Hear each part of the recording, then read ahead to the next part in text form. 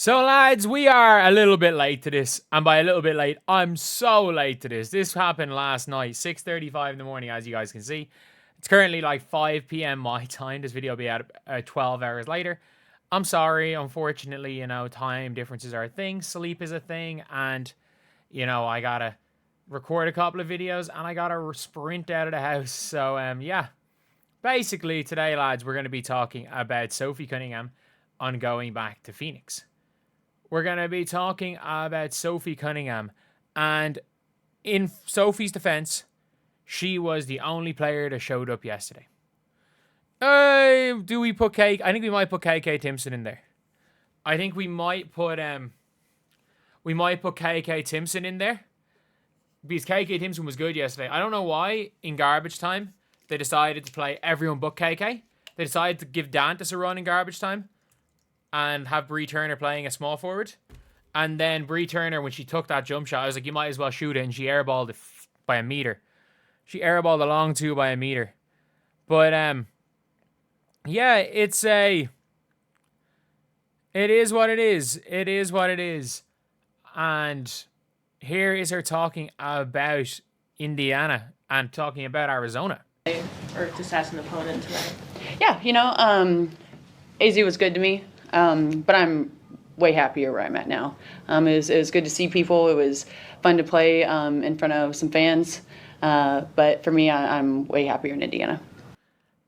To be fair, Sophie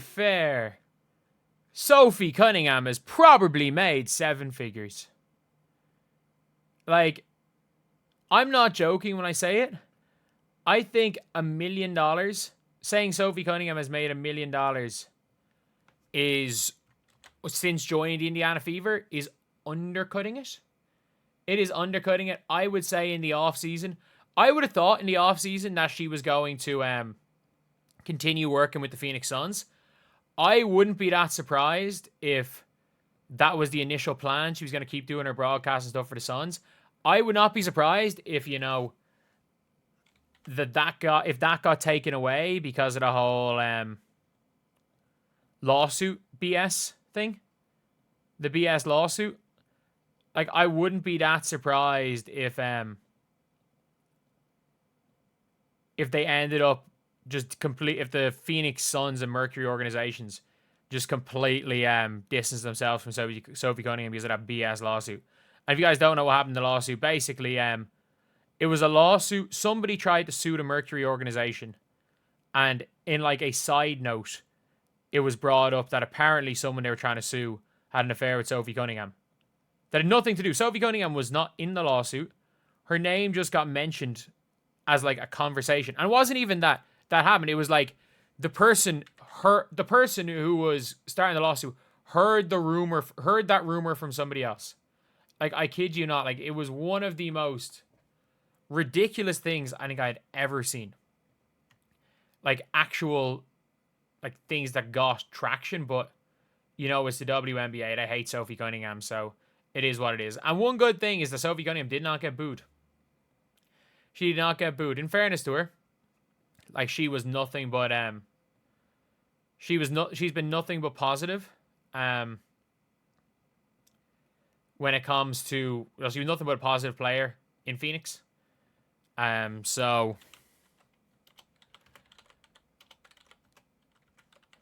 I don't know why they would boo her. It's not like she walked. She got traded.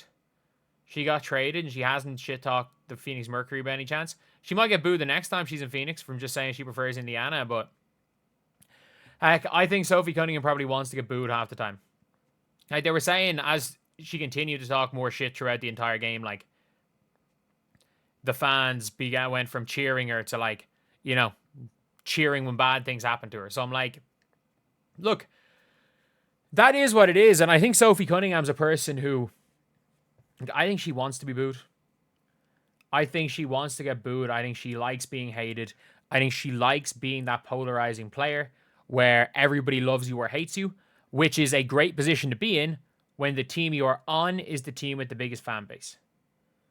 Like, if you are on a team that has 75% of the WNBA fans and you are despised by the other 25% but loved by 75%, Like, that is exactly that's what you should want to do. That realistically is what you should want to do. It's what you should, in terms of money, if you're able to deal with it. Like, if you are able to deal with the money aspect of that, or say, if you're able to deal with the, like, if you are cool for the money and you're able to deal with the hate that comes along with it, which some players can. Some players absolutely can. And Sophie Cunningham's one of them. Like, there are players that can definitely deal with the hate and thrive off the hate. Like, Dylan Brooks loves being the villain. And look, I would put them at a similar level. Dylan Brooks is a solid starter in the WNBA, or say in the NBA. He is a solid starter. I'll put him and Sophie Cunningham on the same level as players. And sometimes, if you can deal with being the villain, you're only the villain to people that play against you. You're never the villain to your own team. And that's one of the things with Sophie Cunningham that it seems like she wants to be. It seems like she wants to be like the villain for anyone that's not a Fever fan, but also loved by the Indiana Fever, which is something big. And it's good to, in my opinion, it's good to see that.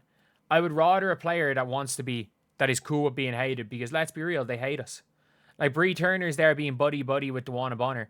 I'd rather Sophie Cunningham, when she hit a three in DeWanna Bonner's face, going into her face, because because DeWanna Bonner's getting in Lexi Hull's face when she hits a three. Sophie Cunningham's going to do it back, because Lexi Hull can't do it back because she can't do the fucking shot right now.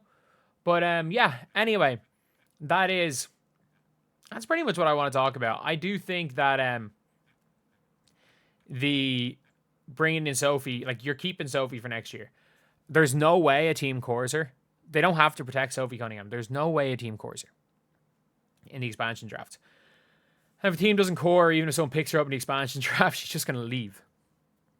She's going to leave and come back to Indiana. Like, she's not going anywhere.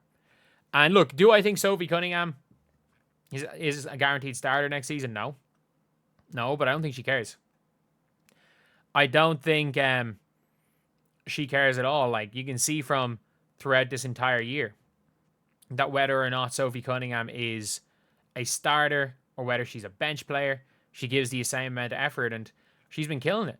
Considering just how badly like, the Fever played yesterday, she was the one that never gave up. Like, she's tough. She's a dog, and I mean it. Like, you can't replace that, and the Fever just can't afford to not have Sophie Cunningham on their team next year. So anyway, yeah, that is the video. Let me know what you guys think in the comment section below. And as always, thank you guys for watching. Please like, comment, and subscribe.